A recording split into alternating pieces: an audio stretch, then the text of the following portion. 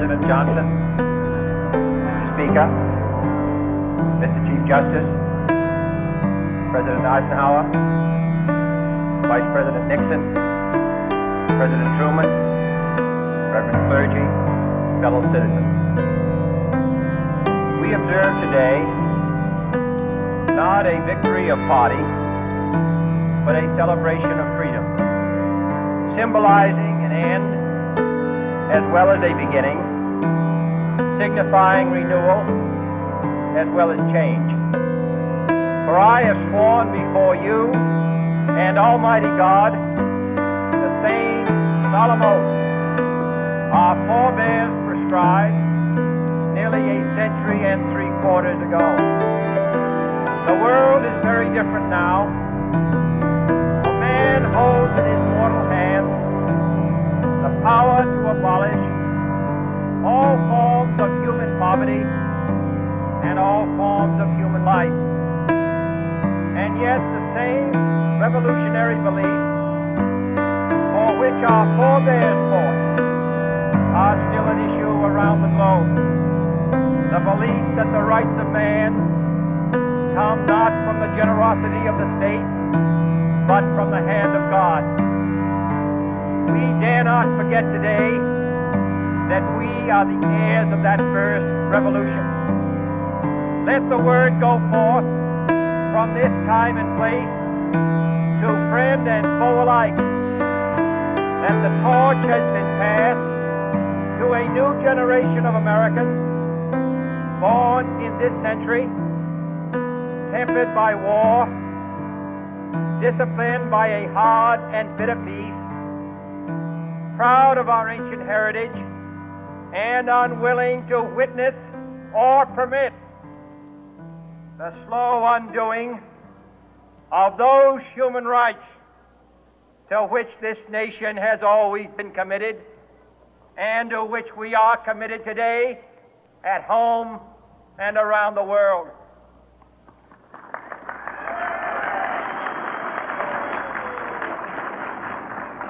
Let every nation know, whether it wishes us well or ill, that we shall pay any price, bear any burden, meet any hardship, support any friend, oppose any foe to assure the survival and the success of liberty.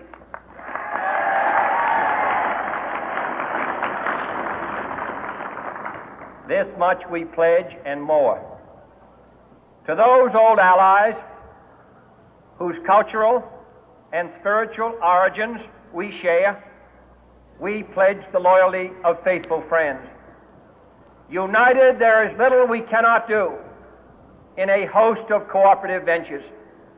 Divided, there is little we can do, for we dare not meet a powerful challenge at odds and split asunder.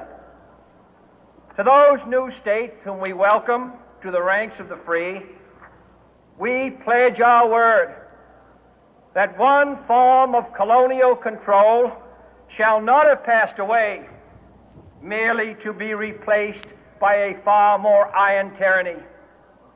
We shall not always expect to find them supporting our view, but we shall always hope to find them strongly supporting their own freedom, and to remember that in the past, those who foolishly sought power by riding the back of the tiger ended up inside.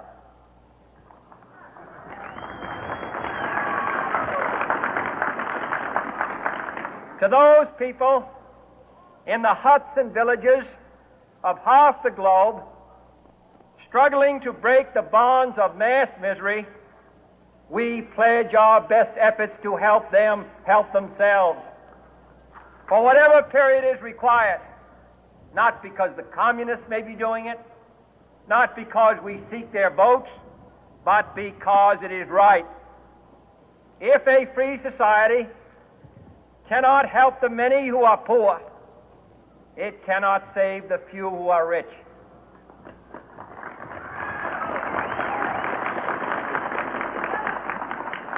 To our sister republics south of our border, we offer a special pledge to convert our good words into good deeds, in a new alliance for progress, to assist free men and free governments in casting off the chains of poverty. But this peaceful revolution of hope cannot become the prey of hostile powers. Let all our neighbors know that we shall join with them to oppose aggression or subversion anywhere in the Americas. And let every other power know that this hemisphere intends to remain the master of its own house.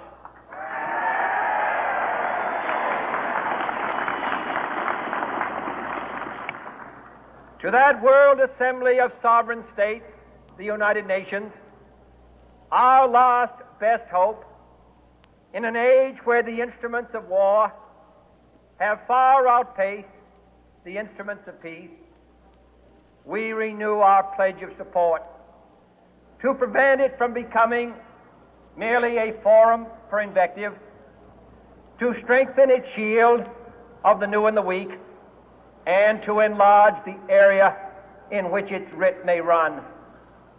Finally, to those nations who would make themselves our adversary, we offer not a pledge, but a request that both sides begin anew the quest for peace. Before the dark powers of destruction, unleashed by science, engulf all humanity in planned or accidental self-destruction, we dare not tempt them with weakness, for only when our arms are sufficient beyond doubt can we be certain beyond doubt that they will never be employed. But neither can two great and powerful groups of nations take comfort from our present course, both sides overburdened by the cost of modern weapons, both rightly alarmed by the steady spread of the deadly atom, yet both racing to alter that uncertain balance of terror that stays the hand of mankind's final war. So let us begin anew, remembering on both sides that civility is not a sign of weakness, and sincerity is always subject to proof. Let us never negotiate out of fear, but let us never fear to negotiate.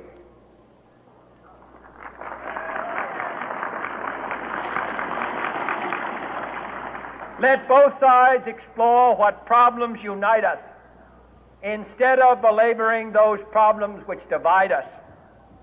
Let both sides, for the first time, formulate serious and precise proposals for the inspection and control of arms, and bring the absolute power to destroy other nations under the absolute control of all nations.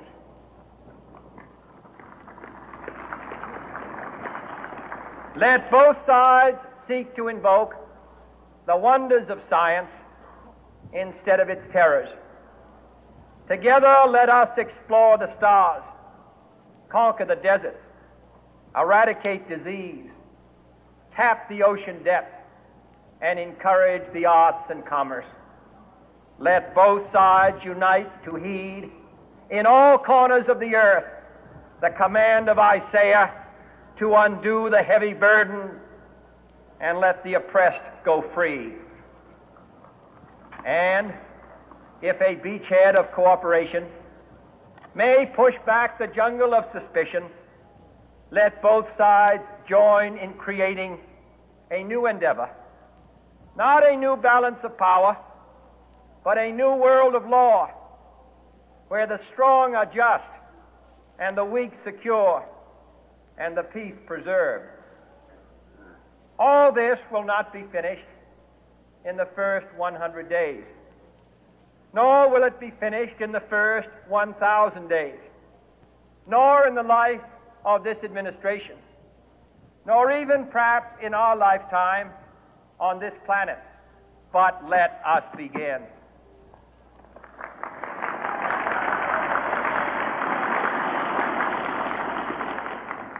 In your hands, my fellow citizens, more than mine, will rest the final success or failure of our course.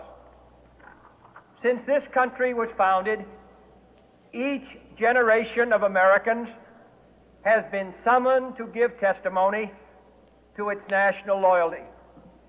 The graves of young Americans who answered the call to service surround the globe. Now the trumpet summons us again, not as a call to bear arms, though arms we need, not as a call to battle, though in battle we are, but a call to bear the burden of a long twilight struggle, year in and year out, rejoicing in hope, patient in tribulation, a struggle against the common enemies of man, tyranny, poverty, disease, and war itself. Can we forge against these enemies a grand and global alliance, north and south, east and west, that can assure a more fruitful life for all mankind? Will you join in that historic effort?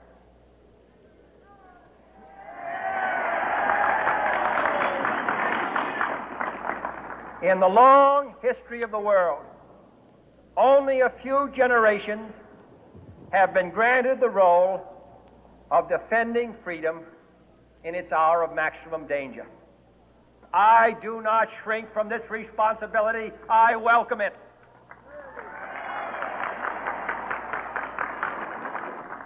I do not believe that any of us would exchange places with any other people or any other generation. The energy, the faith, the devotion which we bring to this endeavor will light our country and all who serve it. And the glow from that fire can truly light the world. And so, my fellow Americans, ask not what your country can do for you, ask what you can do for your country.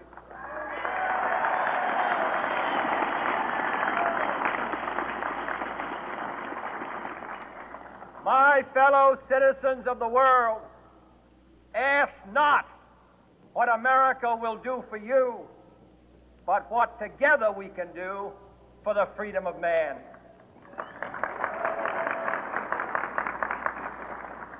Finally, whether you are citizens of America or citizens of the world, ask of us here the same high standards of strength and sacrifice which we ask of you. With a good conscience, our only sure reward, with history the final judge of our deeds, let us go forth to lead the land we love, asking His blessing and His help, but knowing that here on earth, God's work must truly be our own.